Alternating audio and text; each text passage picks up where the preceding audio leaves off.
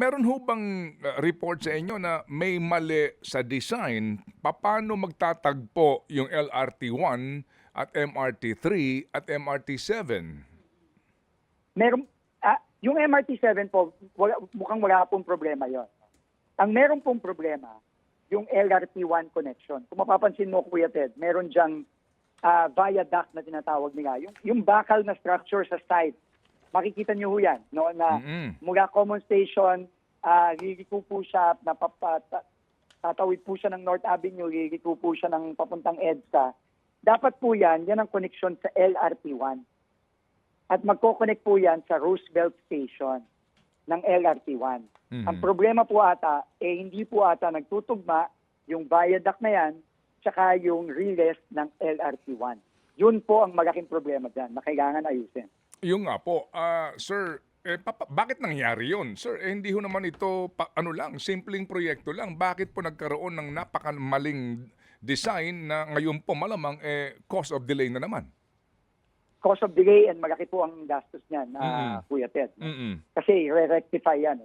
Yun din po ang tinanong ko sa mga engineering. And apparently, ang simple explanation is nagkamali po ang contractor.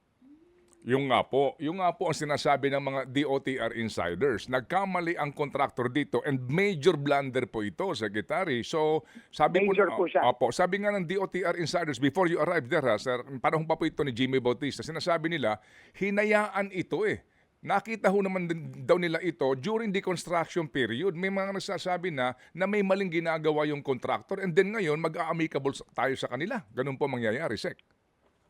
Opo. Ang ibig sabihin naman po ng amicable, hindi naman po ibig sabihin nun, Kuya Ted, is papabayaan na lang natin yon. Ang gusto lang natin mangyari is magte-terminate na tayo ng malinis para makapag-move on. Pero po yung mga penalty niyan, kung sino ang may kasalanan niyan, kahit sa loob ng DOTR, may kasalanan din po yan. Kasi meron pong project manager yan dapat na binabantayan ng trabaho ng contractor. Lahat po yan kailangan managot dyan. Kasi napakalaking aberya po niyan. Nakita ko po mismo, Kuya Ted. Hindi ilang metro po ang ang agwat Ang gap So hindi tatalon po yung trend, Kuya Ted. Ayun nga po. Kasi nga po ano ho ito kumbaga closing the loop. Yan po ang design diyan Di po ba? Correct. And then papasok po ang makakapasok po ang LRT-1 mula Roosevelt papuntang Common Station. Para po yung mga kababayan natin hindi nabababa ng trend.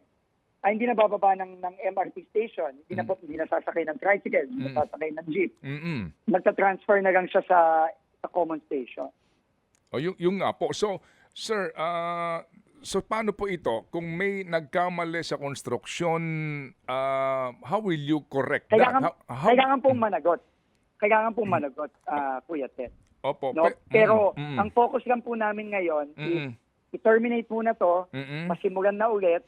Yun po ang pinaka-importante. Okay. Pero yan, sabi nga nila sa mga abogado, without prejudice po yan. Kung ano man ang kailangan, kung sino man o ano man ang kailangan panagutan tungkol dito sa napakalaking aberya dito sa maging construction ng viaduct papuntang LRT-1.